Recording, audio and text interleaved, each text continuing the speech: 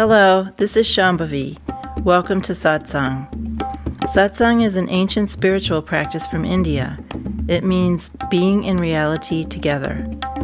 I give Satsang live every Wednesday and Sunday night in Portland, Maine. This Dharma talk was recorded during one of our Wednesday night gatherings. Please visit jayakula.org to learn more about the teachings. You can find video satsangs on Jayakula's YouTube channel, and my books are all available on Amazon.com. Much love to you, wherever and however you are.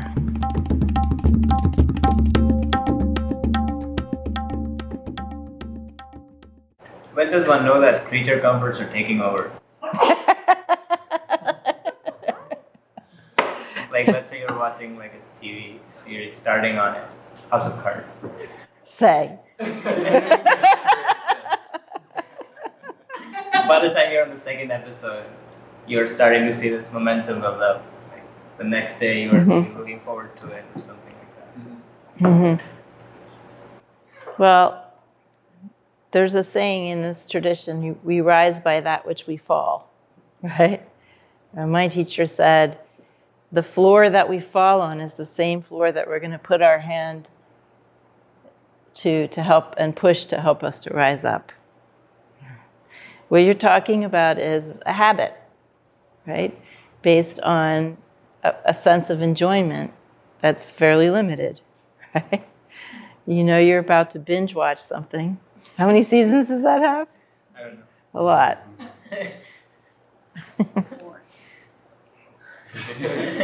I watched it. Yeah. Somebody wrote today on our community platform that all karmas are negative, or no karmas are valuable. This isn't true at all. Karma means a habit pattern. It means a pattern of consciousness and energy that moves through time and that has momentum. It repeats itself and it gains energy and it repeats itself. You could say there's almost a kind of compulsion with which it repeats itself. That's the definition of karma. When we're doing sadhana, we are replacing our daily routine of waking up at 9 a.m. or whenever we wake up and having a lousy breakfast that we're very attached to, Fruit Loops and coffee.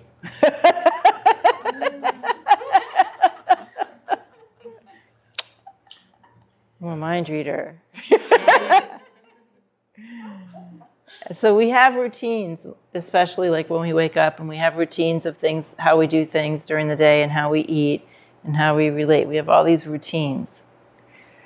However, those routines are exhausting our body, energy, and mind. They're depleting us. They're causing us to be less nourished in all sorts of different ways.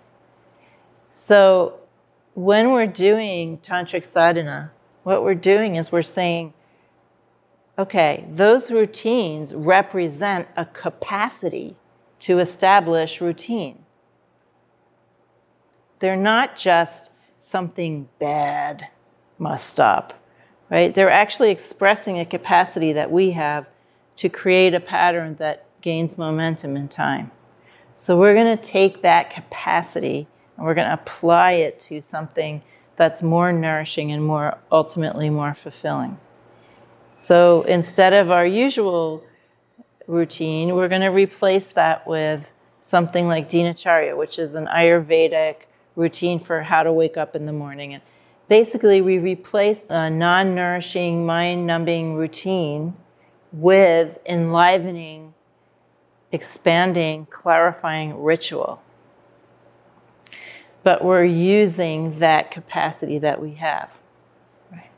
So just recognize that you're at the beginning of a pattern when you sit down to start binge watching something, and that you're expressing your capacity for creating karma, but that karma is leading to numb out, right? It's just a kind of entertainment that's going nowhere. It's not going to contribute anything to your life. I mean, it's not literally damaging, but it's also not contributing anything. So you could, if you used your freedom, apply that same capacity for patterning and do something like Mahamrityunjaya mantra. But it's the same capacity. So we're not rejecting any aspect of human life. We're actually looking at everything that's happening in our lives, no matter how quote unquote negative it is. And we are looking to find what is the capacity that we're expressing there. The word for capacity in the tradition is Shakti. That's like power, creative energy. And there's not anything happening here that isn't an expression of that. It's just how limited or how expansive is that expression going to be. So we have certain desires, like everyone on the planet pretty much, except those souls who have somehow reached a different way of being. Everybody wants to get something. We're all engaged in trying to acquire something. We feel we have a lack, right? And you could say that that's some problem, but actually the same feeling of lack that's driving you to compulsively shop at Target is also that feeling that's causing you to sit down on a cushion and meditate. It's just in a different mode, right? In a mode that has more of a sense of who you really are and what this life is really for. So as we go along, we don't try to stop our more limited karmas from happening, mostly. We try to use our freedom to do our practice, and that naturally starts to pull energy out of those other patterns. Right? And eventually, your desire to wake up causes you to do more practice, causes your senses to become more enlivened, causes you to have more subtle perceptions of things, causes you to feel the clarity and intelligence of everything more. And then at that point, many of the things that you gravitated toward begin to be experienced by you as very gross. Right. So, for instance, I watched House of Cards at one point, and then it got to some place where it became very, very violent. And it just sort of senselessly, I don't mind violence on screen as long as it's sort of comic or has some sort of snarky or ironic flavor.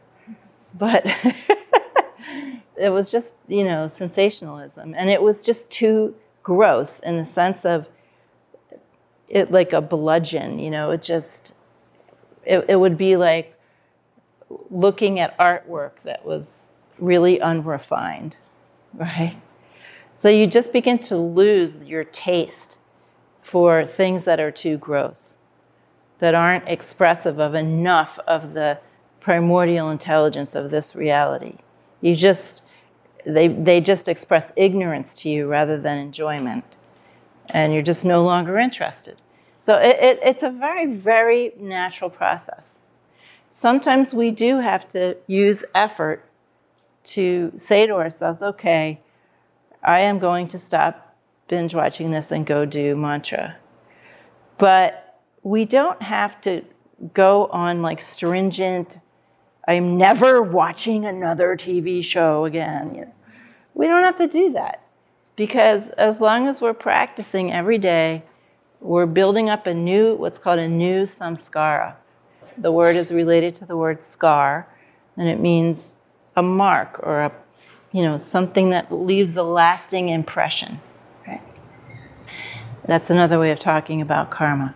We just do that. We build new momentum, and then really that's where we want to put most of our effort. And then the other things that were troubling us about ourselves just fall away. They just start to fall away over time. And no one can say when that will happen. But it's very rarely that you have to, go on some kind of extreme kick to really fight against something. I mean, if I thought someone was going to die because of something they were doing, I would try to intervene in that. But for most of our regular old everyday patterns, we can put things into place slowly. As long as we're consistent and we're doing it every day, the momentum that builds up is pretty tremendous over time. And actually, we can take a page out of Ayurveda to understand this even better. When we look at what's the disease process in Ayurveda, it's called Samprapti. There's the earlier parts of the disease process, or just the process of imbalance, let's say, not even disease. Just something is out of balance. It hasn't gotten to the point of being actually a sickness. Let's say you go out and you overeat, and the next morning you don't feel so well, and so you naturally want to eat lighter. That's because your wisdom is still intact, right? And then let's say that you have some kind of karma for overeating for whatever reason. Then you overeat, but you want to do it. You want to keep doing it. Right? Well, the thing that's missing isn't willpower. The thing that's missing is wisdom. Our body, energy, and mind have a natural wisdom. And as long as that is fairly intact, we will naturally correct whatever is out of balance. So we're doing sadhana to increase our wisdom so that we naturally desire to make choices that help us to be more healthy and to wake up. Right? And when we have other patterns that have gone on for too long, maybe even lifetimes, then those patterns are harder to change because we've moved into that second stage of the process that Ayurveda talks about, where we've gone so far into imbalance that the imbalance now has its own momentum, and we've lost contact with that original wisdom. And so the sadhana just helps us to get back that wisdom. We can apply effort, not because we have this willpower. The word willpower is very, very misleading, and a lot of things in the U.S. culture tell us to use willpower. In the Tantric tradition, we have this idea of Icha Shakti, and that actually means desire, the power of desire. So we have to get in touch with our desire to feel better, to live more healthily, to wake up, to discover more who we are and about reality. And it's that desire that allows us to make the pretty astounding efforts that we make to wake up, right? It's the desire that helps us to do it. So we're never really sitting there thinking, oh my God, I wish I could get up from episode 3. What's wrong with me? I just don't have any willpower. That isn't the right way to go. The right way to go is remember your desire. Remember what you really want. It's always what you want that's going to drive your better choices in practice. A desire informed by wisdom.